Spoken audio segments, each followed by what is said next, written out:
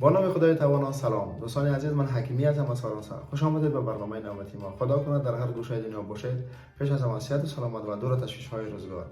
دوستان عزیز، امروز برنامه ویژه است یا برنامه یکی از برنامه خوب است، به خاطر آنکه درباره کار و فعالیت در فرانسه صحبت میکنیم. و امروز من تصمیم گرفتم که در 5 بخش فعالیت کاری یا که 5 کسب رو برای شما پیشنهاد کنم که در فرانسه چی حقوق و چی مثلا معاش دارد در یک ماه.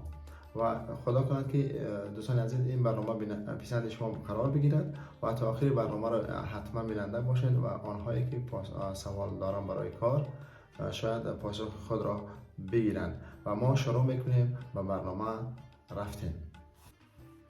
کار یکمی که من میخوام برای شما معرفی کنم، این کاری اما تلفن ساز کردن یا پستای تلفن می باشد که تقریبا در یک ماه 1600 تا 2000 یورو معاش دارد. و این هم دوستان عزیز، اگر کسانی که مثلا در فرانسه بیایند درخواست مثلا اگر کارم که یاد نگرفته باشند میتونن که فرماسیون بخونن یا که درس را بخونن مدت 3 ماه تا 6 ماه تا 1 سال و دیپلم میگیرن و میتونن که کار سر کنن. و اگر کسانی که مثلا دیپلم دارن یا کار میفهمن یا کار میتونن نگران از 1600 تا 2000 یورو معاش دارن. و شخصانی که میخوان که مثلا پول بیشتر کار کنن میتونن که یک شرکت خصوصی خود را باز کنن، تقریبا از 3 تا 3.5 هزار در ماه درآمد خواهند گرفت.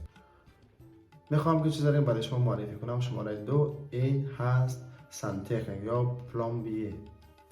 پلمبیه به معنای لولکش یا همان سخن تکنیک یا نمیفهمم چی میگیم خودمون، اون شخصی که در ساحه مثلا آبکشی و نمیفهمم توربه و همین چیزا سر کار داره، همیشه در اینجا پلمبیه میگن یا که همان سخن تکنیکی ما در ما مشهور است. دوستان عزیز، شخصانی که مثلا کار که دیپلم ندارن در یک ساحه میتونن از 1800 تا 2200 معاش درآمد بگیرن.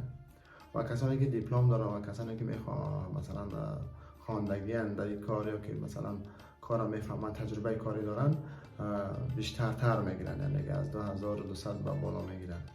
و اون خود و چون بازم گفتم اگر کسانی که میخوان شرکت های خصوصی خود را مثلا در اینجا مثلا باز کنن خیلی هم پول بیشتر میگیرن، از 3.5 تا 5000 یورو را در ماه میگیرند.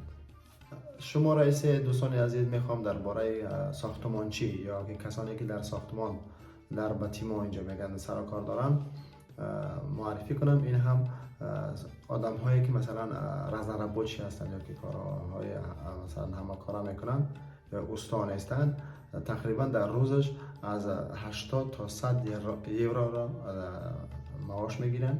و شخصانی که مثلا استا هستند یا که مثلا تجربه کاری زیاد دارن از 150 تا 300 یورو در روز معاش میگیرن. و بازم چنانچه گفتیم دوستان عزیز، کسانی که مثلا میخوان شرکت های خود را باز کنن دیگه حقوق او خیلی هم بالاتر میشود، چون خودت شیفی کار هستی تقریبا از 4000 تا 5000 در ماه درآمدی تازه دارن.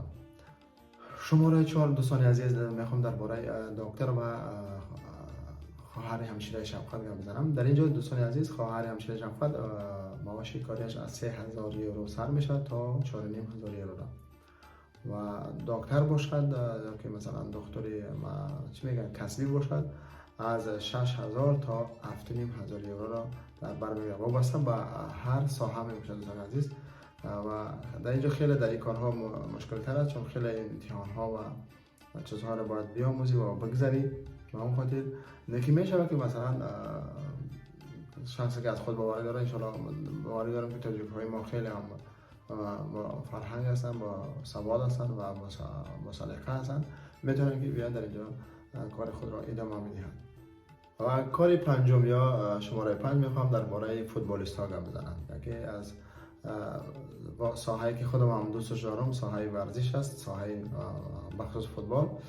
دوستان عزیز ببینید، در اینجا فوتبالیست ها هر بغیر کنترکت های شخصی حقوقی مثلا در نزد دولت بودن شده که حقوقشان معین است، یعنی 77000 یورو در ماه تا 80,000 یورو در ماه میگیرن.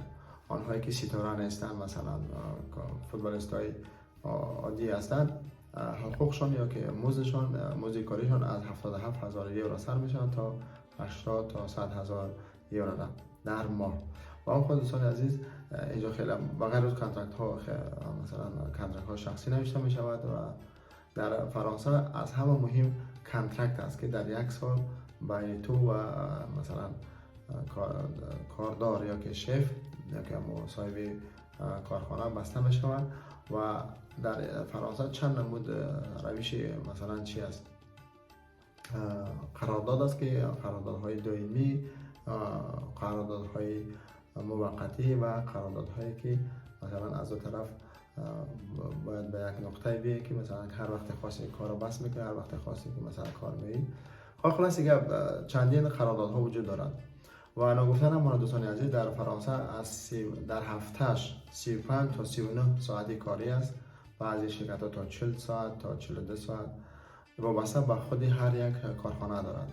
و دوستان عزیز، چون بازم گفته تکرار شود، در فرانسه در هفته 5 روزی کاری است، یعنی از روز دوشنبه تا جمعه و شنبه یک شنبه رخصتی است. و بعضی شرکت های هستند که کار میکنن و شرکت های هستند که میخوان مثلا اضافه کار کنی، اگر روز شنبه یک شنبه میتونم کار کنیم. دوستان عزیز، خدا کنه که برنامه خوشتون آمده باشد و برنامه پسندتون آمده باشد. و اون خواهد گفتی برادر ایران پر حرفی نمی کنم دیگه. اینجا رسیدیم به انجام برنامه. هر شخصانی که فکر عقیده و چیزی که در نسبت برنامه سوال داشته باشند مرحمت زیر ویدیو بنویسند و ما ان شاء الله در برنامه‌های دیگه درباره دیگه مثلا